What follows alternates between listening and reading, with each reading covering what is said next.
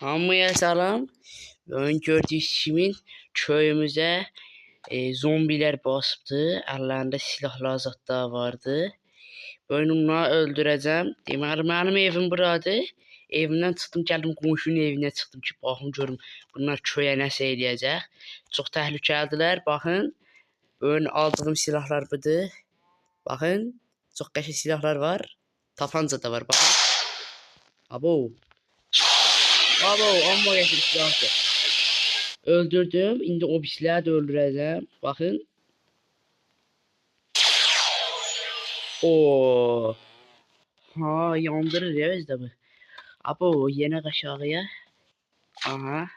Gedim bunları yandıracağım bu sefer. Bakın.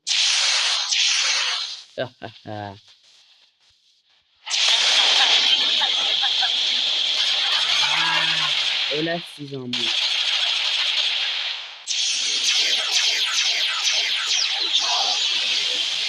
Öldürdüm gördüğünüz kimi. Başka. Abo. Bunlar silahlar falan düştü. Bunları alaq.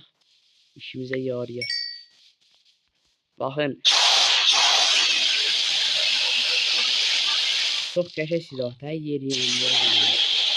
Bakın. Bir dəqiqə. Abo yandırırmış. Gecə düştü.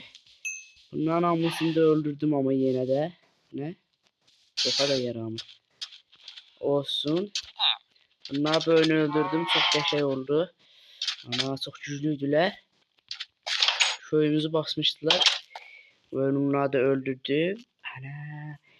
Kısa videonun karı. Videomu beğenin, kanala abone olun. Böyle videolar gelmesi için.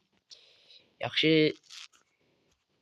Abone olun ha. Sizi öldürürüm ha. Abone olun.